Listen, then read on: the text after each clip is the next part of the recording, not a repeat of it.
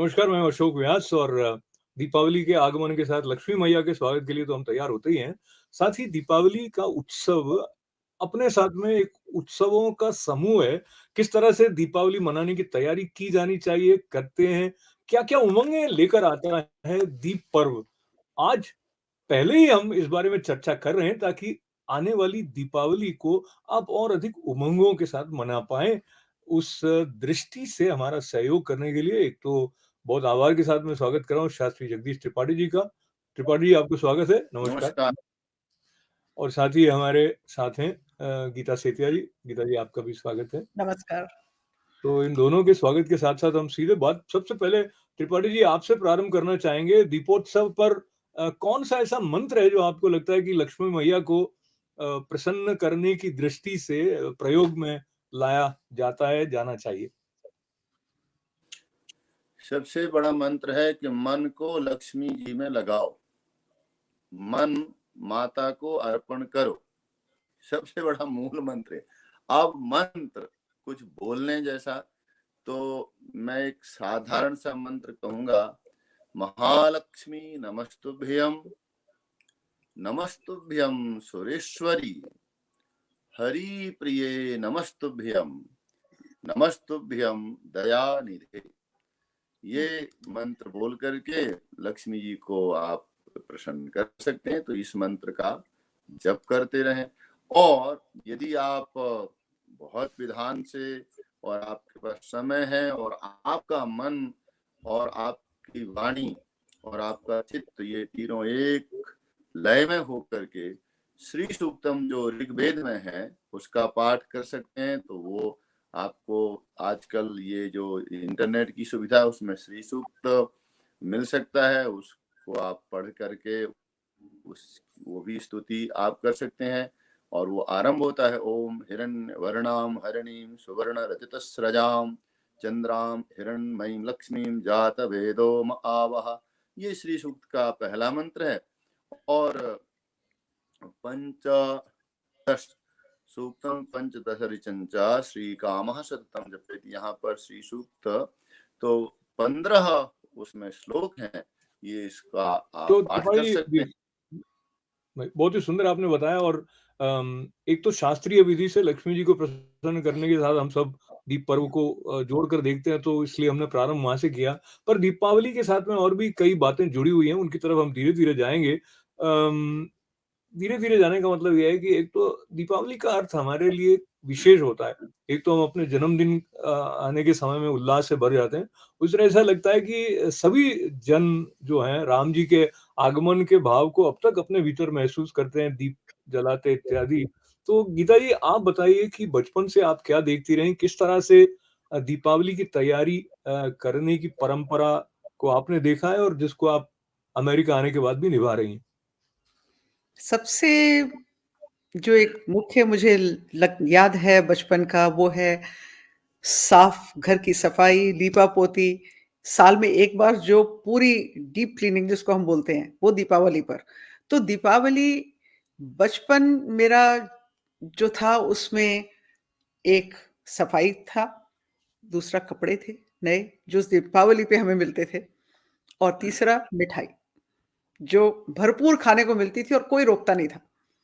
तो मुझे मेरी सब यादें उससे जुड़ी हुई हैं बचपन की और वही यादें मैं यहाँ भी लाई हूँ और मैं एन्जॉय करती हूँ। दीपावली के वक़्त मैं हमेशा घर में ज़रूर कुछ बनाती हूँ, दीपावली का। उससे बच्चों को भी लगता है और बाकी आस-पास भी एक माहौल बनता है एक दीपावली का कि कोई पर्व आ रहा है। तो जो ट्रेडिशनल हमारी पंजाब की हमारी होती है मट्ठी, शक्कर-पारे और बेसन बर्फी, ये बनते ही बनते हैं घर में और मैं खुद बनाती हूँ और बड़ा एन्जॉय करती हूँ। भजन गाते हुए, स्तुति गाते हुए बनाती हूँ। तो ये जो भजन गाते हुए, स्तुति गाते हुए की बात आपने की, तो आपसे एक भजन सुनाने अरे! का अनुरोध करने के पहले मैं त्रिपाठी जी से पूछ रहा हूँ कि इन्होंने कहा मिठाई का बहुत रहता था। आजकल सभी लोग मिठाई से दूर भागते हैं, ऐसा लगता है। कई लोगों को अच्छी भी लगती है मिठाई और दूसरों के सामने वो ऐसे दिखाते हैं कि यार मुझे तो अच्छा नहीं लगता है, मीठा तो नहीं खाना है। तो फिर मेहमान चले जाएँगे उसके बाद खाएँगे, ऐसा होता है। बहरहाल आप बताइए कि मिठाई का जो माधुर्य है और वाणी का माधुर्य है और दीप पर्व पर जो मिलन का भी एक भाव रहता है। मिलन के साथ हम ये कहें कि अ एकता में बल है और साथ मिलकर हम आगे सामूहिक उल्लास को और सामूहिक जो समृद्धि है उसका आह्वान कर सकते हैं। उस दृष्टि से आप भी अपने बचपन में जाते हुए बताएँ कि मिठास कितना सचमुच व्यवहार में रहता है या ऊपर-ऊपर का होता है? क्या बात है? तो अब आप मुझे बच्चे को ही कहते हैं बचपन में जाएँ तो वो तो ठीक नहीं है। मैं तो अभी भी बचपन में ही हूँ। अभी कोई बहुत बड़ा मैं हुआ नहीं हूँ। तो इस माधुर्य भरी बात के साथ में मैं ये एक तार्किक बात है, पर मैं ऐसे कहूँगा जैसे कि आपने कहा मिठाई, तो श्रम के अनुपात में ही आप विश्राम को प्राप्त करते हैं। जितना आप श्रम करेंगे उतनी ही मात्रा में आपका शरीर, आपका मन विश्राम को प्राप्त होगा। हुआ यह, जैसे गीता जी ने कहा था कि पहले दीपावली के आने से, दशहरे से ही घर की साफ सफाई, पुराने पहले घर में, जैसे मैं अपने बचपन में कहूँ तो हमारे सब घर कच्चे मकान होते थे, मिट्टी की दीवारें और खपड़ैल मकान। तो बरसात जाने के बाद घर की छपाई होती, जहां जहां कुछ खुद गया ये हुआ, आंगन मिट्टी से छापा जाता, फिर उसके बाद गोबर से लीपा जाता, फिर उसको सफेद चूने से या फिर वो एक सफेद मिट्टी के पानी से पोताई होती थी। तो जो ये श्रम होता था पूरा, लगभग महीनों लगते थे इसमें। और एक तो ये जो वर्षा ऋतु की जो फसलें होती, तो किसान सब फसल वसल की कटाई, गहाई, धान इत्यादि का होता था, इसमें श्रम लगता। फिर छपाई लिपाई सफाई में जो श्रम लगता, उसके बाद जो मिष्ठान पकवान इत्यादि प्राप्त होते थे, तो वो एक तो उसका आनंद भी प्राप्त होता था और उसमें कोई शारीरिक हानि नहीं होती थी, क्योंकि श्रम इतना होता था। तो उसी श्रम के अनुपात में वो मिष्ठान इत्यादि बहुत पौष्टिक हो जाते थे, वो अहितकर नहीं होते थे। रुचि भी होती थी और रुचि के साथ साथ वो शरीर को स्वास्थ्य वर्धन करने वाले तो हो जाते थे। त्रिपाठी और इसीलिए मैं कहूँगा अभी भी जब दिवाली आती है, तो आप जहाँ हैं अमेरिका में, तो भी आप अपने घर की सफाई में इत्यादि में श्रम लगाएं, तो आपको विश्राम प्राप्त होगा और फिर मिठाई खाएं तो आपको आनंद की प्राप्ति। दूसरी बात यह है कि श्रम इस मात्रा में करना है कि आप, अभी मैं ये मानता हूँ कि थोड़ी धीरे धीरे हम जिस कार्य के लिए दिवाली मनाई जाती, तो काफी लोग भूलते जा रहे हैं। वास्तव में दीपोत्सव इसलिए कि भगवान श्री राघवेंद्र सरकार राम जी 14 वर्ष के वनवास को समाप्त करके अयोध्या वापस आ रहे हैं, और रावण जैसे दैत्य का वध करने के बाद अभी दशहरा गया है, तो दशहरा प्रतीकात्मक रूप से लोगों ने रावण के पुतले जलाए।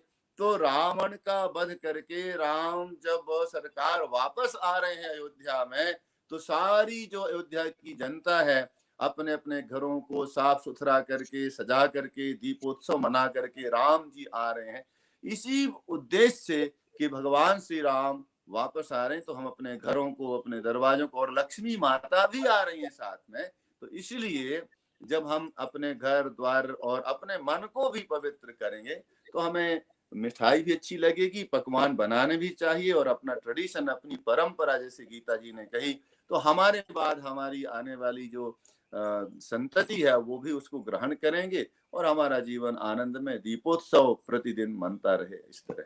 तो हाँ, दीपोत्सव मनता रहे, इस दृष्टि से जो बात आपने बताई उसका सार ये निकलता है कि परिश्रम करना चाहिए, तभी जरूर। मधुर पकवान है उनका लाभ लेने के लिए आपको लगेगा कि हाँ, ये मैं इसका अधिकारी हूँ क्योंकि मैंने मेहनत की है। अब मेहनत करने की बात के साथ माधुर्य हो, तो गीता जी आप बात कर रही थी कुछ स्तुतियाँ गाने की, या तो कौन-सा ऐसा पद है जो आपको अभी याद आ रहा है? मुझे थोड़ा-सा भजन आपको थोड़ा सुनाना चाहूँगी। मेरी जी, माँ का संगीतबद्ध किया हुआ, और वो अक्सर गाती थी दीपावली के वक़्त ज़्यादा कुछ, तो वो इस तरह कुछ था। ओम रस बरसे रे मनवा, प्रेम रस बरसे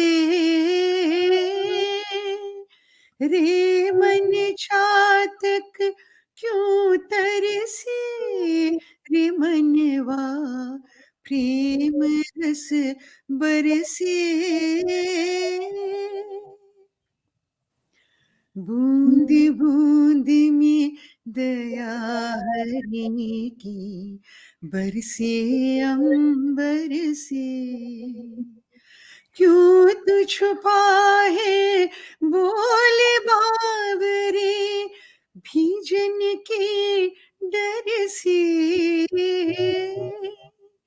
ओम रस बरसे रे मनवा, प्रेम रस बरसे। क्या बात है भाई, बहुत अच्छे। तो ओम रस बरसे, प्रेम रस बरसे, और ये जो प्रेम रस बरसता है उसमें भीगने की जो संवेदना है वो हमारे भीतर जागृत करने में उत्सव बहुत महत्वपूर्ण भूमिका निभाते हैं। त्रिपाठी जी, मुस्कान जो है उसको आपके मुख पर आच्छादित करते हुए जब आप किसी से मिलते हैं तो एक आनंद जो है और माधुर्य वो बढ़ता है। उस दृष्टि से जब कोई समझता है कि धन आ गया तो उनको आनंद आ जाता है, ऐसा हम लोग मान कर चल लेते हैं। और जो धन्वंतरी जयंती है और जो धनतेरस जिसे हम कहते हैं, वो मुख्यतः धन्वंतरी जी भगवान के साथ जुड़ी हुई है, पर हम सिर्फ धन पकड़ लेते हैं तो उसको मनी से जोड़ लेते हैं। आप बताइए धनतेरस का जो महत्व है, जो कि दीपावली के 2 दिन पूर्व, दीपावली कार्तिक महीने का अमावस्या का दिन है और ये उससे 2 दिन पूर्व आती है। जी। तो इसमें ऐसा है, शास्त्रोक्त या पुराणों की कथाओं के अनुसार से कि समुद्र मंथन में जो रत्न प्रकट हुए तो उसमें से आयुर्वेद के जो जनक हैं धन्वंतरी जी का भी प्राकट वहां से होता है और वो अमृत कलश लेकर के निकलते हैं। तो ये है कि वह जो दिन है धन्वंतरी पूजा का भी दिन है, और पर वास्तव में जो धन है, हमारे यहाँ एक दोहा आपने भी सुना होगा, पहला सुख निरोगी काया, दूसर सुख घर में हो माया, तीसर सुख संतान आज्ञाकारी, और चतुर्थ सुख वो नारी के लिए अच्छा सुलक्षण और अच्छा पति, और पुरुष के लिए सुलक्षण नारी। तो ये 4 सुख महत्वपूर्ण बताए। तो उसमें से पहला जो सुख है वो निरोगी काया का है, और इसलिए लक्ष्मी जी के आगमन से पूर्व धन्वंतरी पूजा, धनतेरस के दिन उनकी पूजा का महत्व बताया कि पहले आप, और ये भी उसमें उससे जुड़ता हुआ है कि पहले आप श्रम करो, श्रम करोगे और फिर जब लक्ष्मी जी आएगी तो वह आपको आनंद देंगी और आपका जीवन कल्याण में हो। श्रम नहीं करोगे और श्रम के बगैर यदि धन आपके जीवन में आ गया तो ये दोनों तरह से, यदि आपने परिश्रम के द्वारा धन कमाया है तो वह आपको सुख देगा, और यूं ही अगर आपके पास आया तो वो सुख देने वाला नहीं है। इसलिए श्रम को महत्व बताया। तो श्रम करें तो शरीर निरोग रहे, धन्वंतरी की पूजा करें, मतलब आयुर्वेद के जो जनक हैं। तो आप अपना जीवन प्रकृति के साथ में जोड़ करके, प्रकृति की पूजा के साथ में और वनस्पति का वो ध्यान में रखते हुए, इसलिए कहा कि पहले धन्वंतरी, धनतेरस, उसके बाद फिर लक्ष्मी पूजा, दीपावली। तो धनतेरस की बात त्रिपाठी जी से सुनने के बाद में हमें से कई लोग, जैसे हमारे यहाँ भी बचपन से परंपरा ये रही कि जब धनतेरस है तो उस दिन चांदी का सिक्का खरीद लें या कोई चांदी की वस्तु या सोने की वस्तु खरीदें, इस प्रकार की परंपरा रही। तो अधिकतर कहीं न कहीं अचेतन में मेरे मन में भी ऐसे ही बहुत समय तक रहता था कि धनतेरस का मतलब है कि धन प्राप्ति की दृष्टि से ये दिन विशिष्ट महत्व रखता है। उसको मैं अभी भी छोड़ना नहीं चाहता हूँ क्योंकि जैसे-जैसे मांगलिक भाव हमारे भीतर होंगे, सकारात्मक चिंतन होगा, तो वो हमारी समृद्धि का हेतु हो ही जाएगा। पर गीता जी, आप बताइए, जो गीता जो दीपावली की तैयारियाँ आप करती हैं, उसमें ये सारी बातें भी जुड़ी रहती हैं कि नए परिधान के साथ-साथ मिष्ठान के साथ-साथ कुछ इस प्रकार के आभूषण या ऐसे खरीदने की बात आपने देखी सुनी है ये?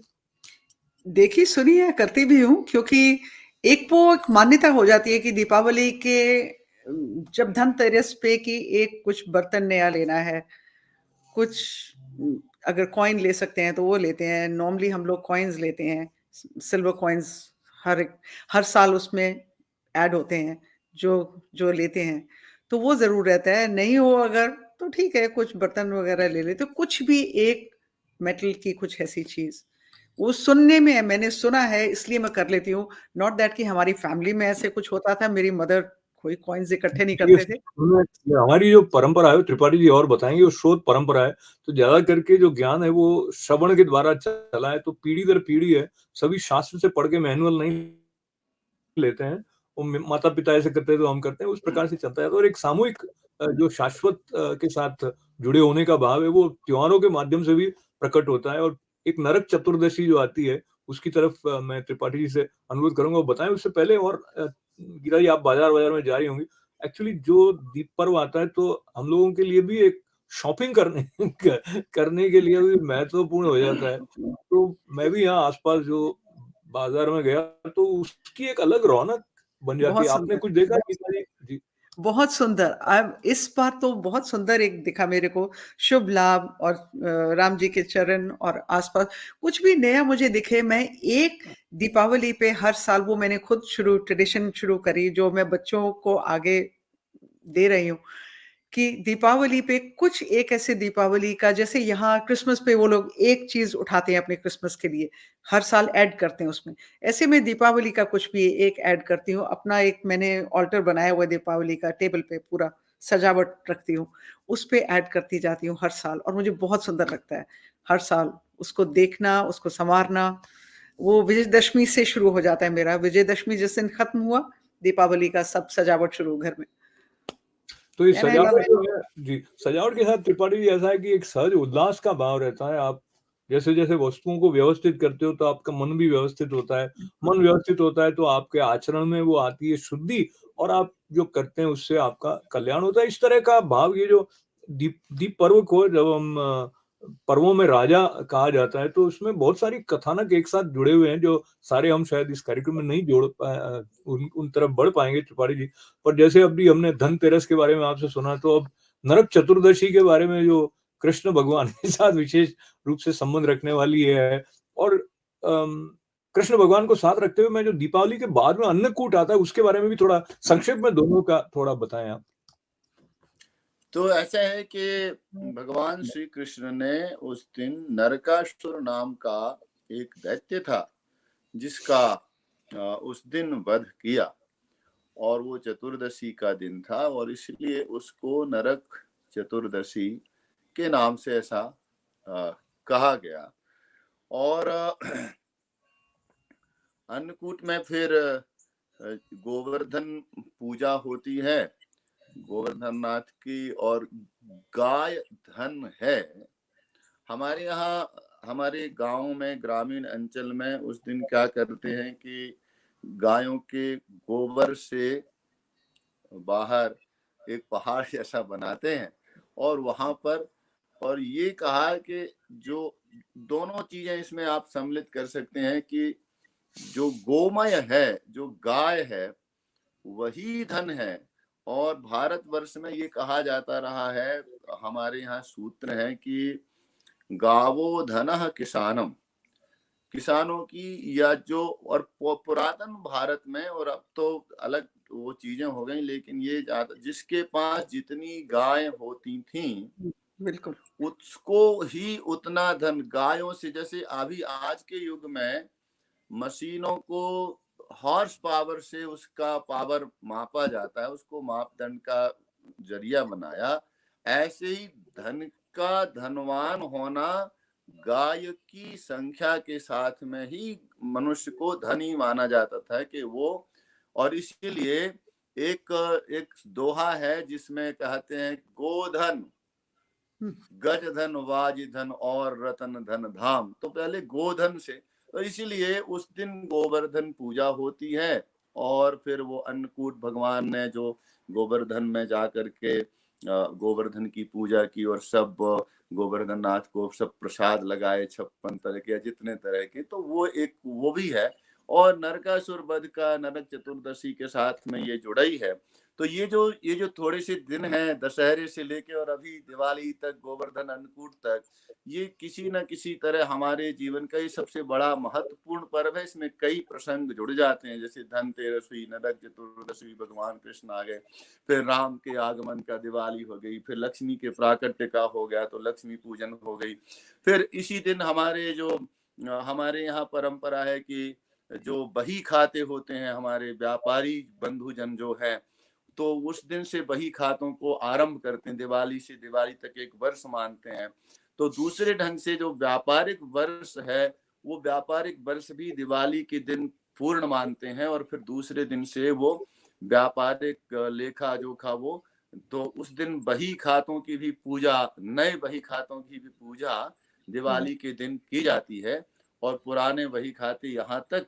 और तो मतलब कई सारी, बहुत सारा एक कहना चाहिए समुच्चय है पर्वों का, और इस समुच्चय में तो फिर स्वाभाविक है कि आनंद उत्सव के साथ में और हम फिर आरंभ करते। दूसरा यह भी कि वहां से आरंभ किया तो फिर अन्नकूट किया, गोवर्धन की पूजा हो गई। तो ये बहुत सारे इकट्ठे इन सब पर्वों बातों का को समुच्चय। जी, इन सब का स्मरण करते हुए जो हमारे भीतर एक उल्लास और एक आनंद सा फूटता है और साथ ही साथ एक नूतनता को लेकर भी दीप पर्व आता है।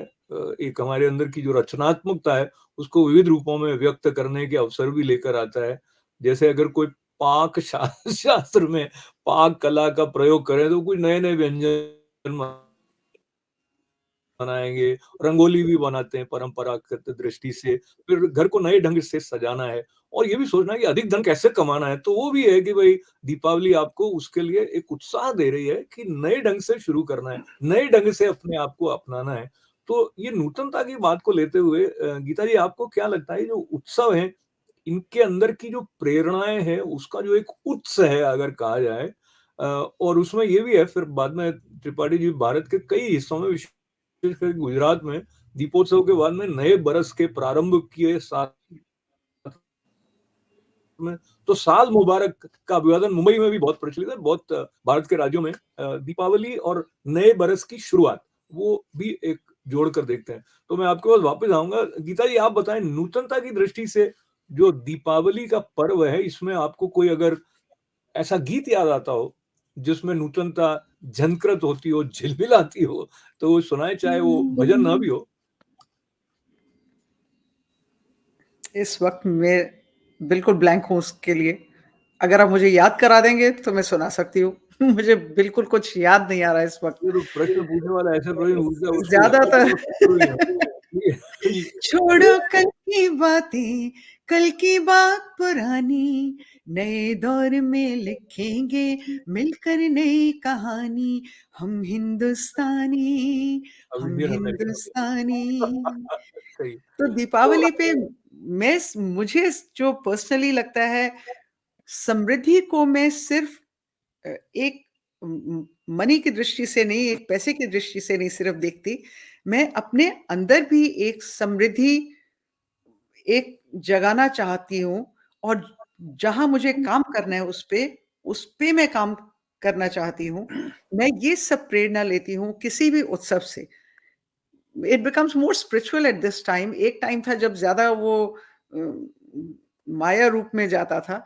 अब थोड़ा इस रूप में थोड़ा चिंतन होने लगा है कि अपने को किस तरह से समृद्ध कर सकते हैं, सिर्फ़ माया के रूप में ही नहीं, बाकी मुझे रूप में लगता है भी। बात हमारी सम पर आ गई है त्रिपाठी जी क्योंकि मुख्य रूप से जो आध्यात्मिक उन्नति की बात है वो प्रत्येक उत्सव के साथ जुड़ी हुई है और आत्मोत्थान तो लक्ष्य ऋषि मुनियों द्वारा दिया ही गया।